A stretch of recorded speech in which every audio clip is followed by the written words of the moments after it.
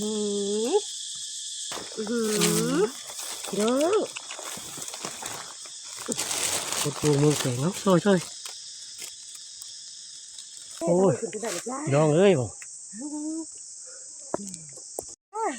ปวดมือแข็งกินลงเลยน้องของแท้เบิ่งเอ้ยเล่าเอาดิมันเต็มต้นจักเสียเห็นไหนบัวกับบัวได้เนาะหลายข้างหลายเนี่ยพี่น้องก็แรก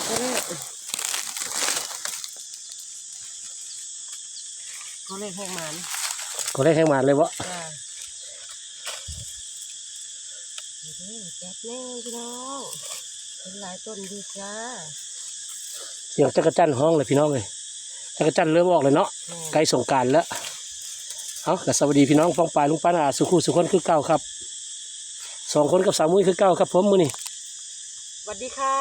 สมุยกับมะปลาพักหวานคือเก่าคือเดิมเพิ่มเติมดอกกระเจียวกับมีพอได้เก็บพอได้เล่นพี่น้องจ้าสวยๆงามครับเก็บมือ1ใส่ปลาเนาะก่อแรกแห้งหวานเนาะหาดอกกระเจียวไปน้ำหาหวานควบคู่กันไปน้ำแล้วครับจ้าไปก็เลยก็ไปเบิ่งไปชมด้วยกันคือเก่าครับผมคนเบิ่งเอาเด้อพี่น้องเลยดอกกระเจียวคือเก่าแล้วครับผักหวานบ่เมิดที่เจ้าก็สิได้เบิ่งแต่ผักหวานอยู่เลยผักหวานดอกกระเจียวครับผมจักรจั่นกับห้องคับทิพย์อยู่นี่เขาบอกมาพ่อได้นี่โพบอกโมบอกแตงงามคักเนาะเอาเล้านี่เอานานี่ก่อนนี่เล้าเลยคนหนึ่งว่าใบแก่มันโมเมนได้นี่ยอดล้วนๆเลยได้นี่ยอดเต็มเลยละรูดอย่างเดียว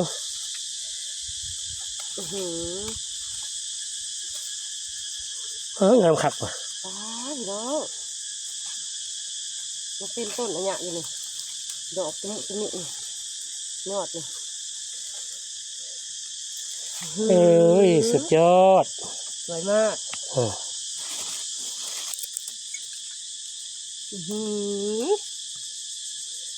น่าฟุกขนาดป่าเนี่ยเสียงจักรจั่นห้องมวนขนาดจักรจั่นเริ่มออกแล้วสวย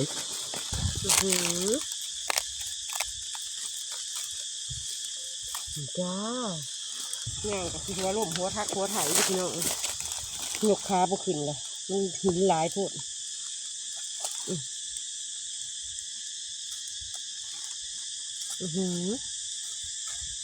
งามเลย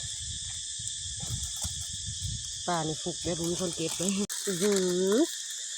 เรียงเดียวเลยผักหวาน3 ผุ่มพี่น้อง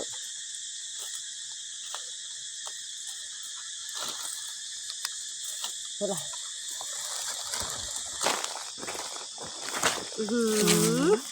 พี่น้องปวดมือแข็งเนาะช่วย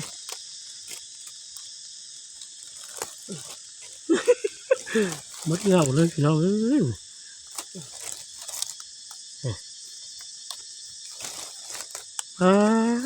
งามค่ะคุณนี่ไม่ว่าเลยเอารับไปก่อนเรื่องเต้งเอางามพูงามอีกพี่น้องเอา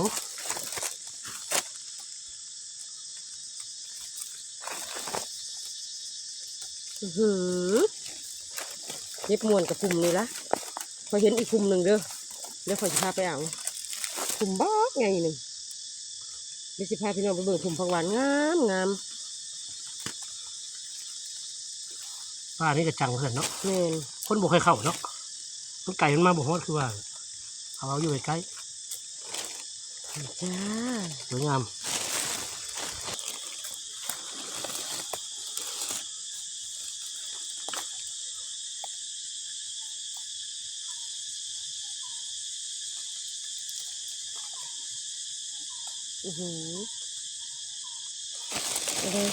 เราตักเถอะน้ำตักน้ำปักขาถือว่าผูกเยอะพี่น้องมาป่าเลยนะเนาะที่เขาไม่ได้มาเก็บนี่ไหมมือนี่พ่อจะแบบนี้เล่าเนาะ ไปโอ้ยมีแต่ต้นงามเนาะมือนี้เนาะสมุนฮักเอาเลยวัดเนี่ยถึง ที่ไหนล่ะเอาเลยเนาะ เอาเท่เอาว่าเอาเลยเอาเลย งามพูดงามพูดงามมุกเท่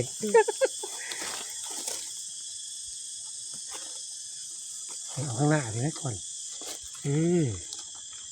เอาข้างหลังมันก็บ่เห็นแล้วพี่น้องบ่เห็นแล้วเลยเนาะ ห่วยกระสะออนทางหลังเนาะมันงาม โอ้ยงามครับงามเนี่ย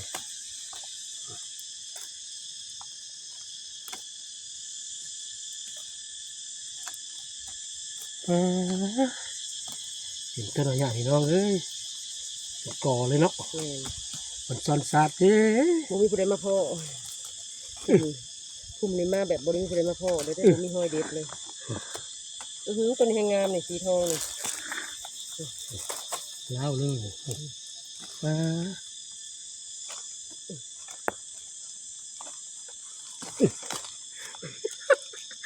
พี่น้อง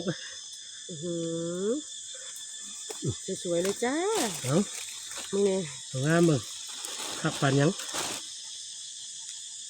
เอาหอนหยา เอา ใส่เก็บกับเก็บเอาหอนหยาผมได้พี่น้องเอ้ย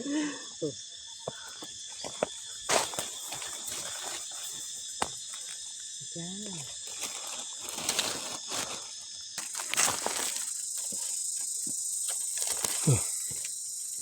โ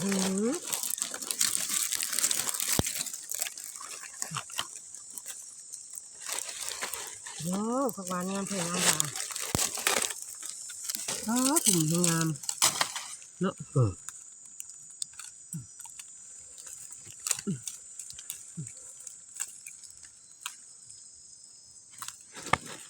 ไม่มีหลายเนาะ แม่นจ้า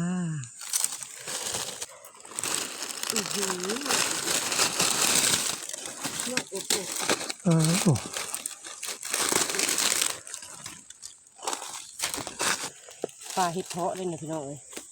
ผักหวานหลายๆไงปลาเห็ดเพาะหลายเลยผัดมะพร้าวผักหวานให้หลายเนาะ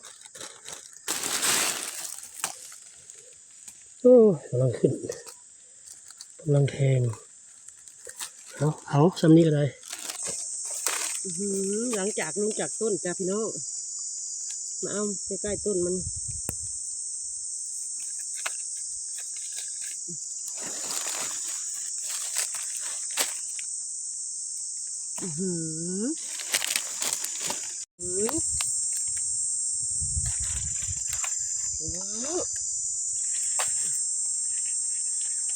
จะอ่อนดินี่การบางอย่างพี่น้องพักหวานหูหอดไป เต็มหมดเลยต้นนี่เนาะ แมน สิขึ้นได้บ่ล่ะ ขึ้นได้จ้า ได้บ่ได้ก็ต้องขึ้นแล้วสิ ขึ้นจ้า ตัวนี้เดี๋ยวเอาก่อนบ่ เอา เอา ข้างล่างก็เอาข้างบนก็เอามือนี่ เอาก่อนก็เกิด ละงามๆให้พี่ให้น้องได้เบิ่งนำตัว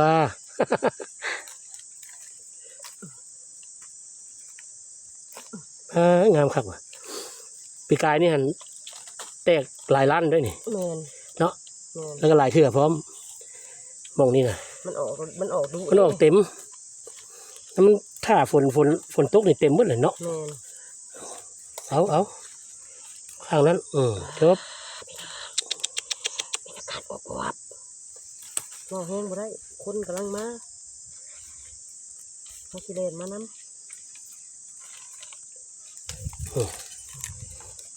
เอาตัวนี้มาดิพักเอาแบบนี้เลย